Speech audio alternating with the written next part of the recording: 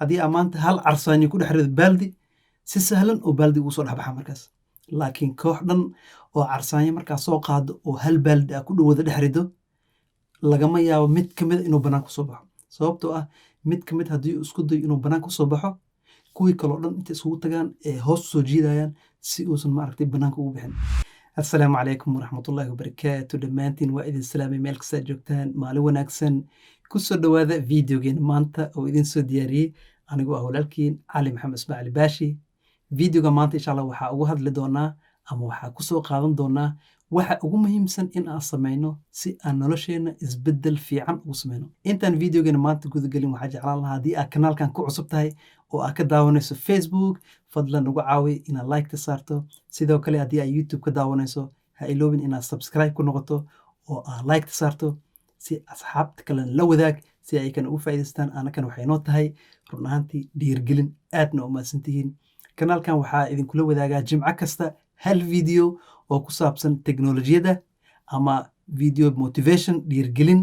waa topigyada aad ku jeclahay in aad idinla wadaago wixii i caawiyey ama wixii aad soo bartay in aad idinla wadaago si maaragtay aa u kala faa'iidaysano, idinkana waxaa i dhaantaan ama waxaa isdhaamno aa u kala warqaadano insha allah. okay, kanaal kale oo waxaa jira aan leenahay oo asigana oo aan ku barano xisaabta.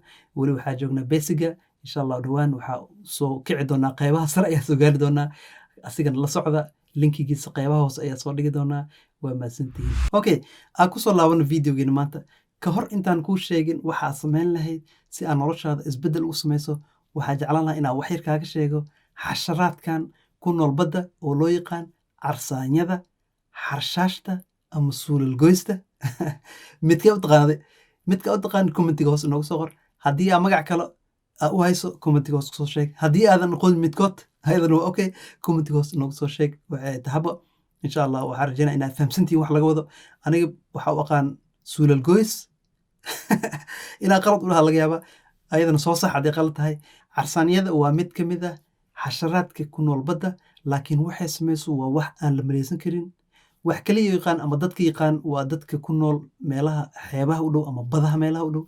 dadka degan ayaa yaqaan. haddii aa maanta hal carsaanyo ku dhex rido baaldi si sahlan oo baaldi ugu soo dhex baxa markaas. laakiin koox dhan oo carsaanyo markaa soo qaado oo hal baaldi ah ku dhow wada dhex rido lagama yaabo mid ka mid inuu banaanka kusoo baxo. sababtoo ah mid ka mid haddii uu isku dayo inuu banaanka kusoo baxo, kuwii kaloo dhan intay isugu tagaan ee hoos usoo jiidayaan si uusan maaragtay banaanka ugu bixin. haddii uu isku sii dayo oo isxoojiyo oo maaragtay oo awooddiisa dhan isugu geyso oo baxo, kulli way isugu tagayaan, hoos aa loo soo jiidaya. waxaaba suuragal garabka ama gacan waxay ahaataba inuu mid ka jabo oon ugu hoos maro, meeshan uu ku dhinto. sidaas darteeda mid ka mida inuu soo baxa ma laga yaabo. ma maqli jirtay aniga haddaan heli karin asigana yuu helin, haddii aan gaari karin asiga yuu gaarin. dadku lama maqli jirtay. nasiib daro haddii aan nahay bini aadam carshaashta ama xarsaanyada waa kala simannahay mentalitigan oo waxaa la dhahaa crab mentality af english lagu dhahaa. so sida u dhaqmaan bini aadan haddaan nahay waa ka simannahay. haddii aad damacda maanta in aad noloshaada wax ka beddesho oo haddana aad ku dhex jirto weli baaldigi, way adag tahay in aad isbeddel samayso. baaldiga waa metafoor. waxaa laga yaabaa goobaha shaqada aad ka shaqayso ama bulshada kugu hareeraysan oo aad maalin kasta isku wax ka sheekaysaan, isku siyaasad, isku qabiil, isku wax aad isla daawataan. way adag tahay maaragta inaad ka dhex baxdo. sababtoo ah haddii aad isku daydo in aad ka dhex baxdo oo nolol cusub samaysto familkaaga iyo adiga inaad hormariso, haddii aad damacdo waxaa laga yaabaa inay kugula dhaqmaan sidee mentalitigii oo crab mentality ama xarshaashta dhaqankeedoo kale inay kugula imaadaan oo markaas ay lugta kaaga dhagaan si aadan hore u dhaqaaqin. aniga haddii aan heli karin asigana yuu helin camal, ama aniga haddii aan gaari karin asigana yuu gaarin. dabcan dadkan kugula dhaqmay sida xarshaashta si toosa garabka kaagama jebin doonaan, laakiin waxay dhaawici doonaan kalsoonidaada. si toosna ma kuu dili doonaan ee waxay dili doonaan hamigaaga iyo hiigsiga aad lahayd. sidaas darteed waxaa u baahan tahay inaad ka dhex baxdo oo aad banaanka ka istaagto si aad noloshaada isbeddel wanaagsan ugu samayso. allah subxaana wa tacaala wuxuuna siiyey fursado badan, nimcooyin badan aan la soo koobi karin oo aan nolosheena adduun iyo aakhiraba wax ugu qabsan karno. si kasta oo ahaataba dadka kugu hareeraysan waxay u badan tahay ayaga lafsadooda inay leeyihiin hadaf iyo hiigsi.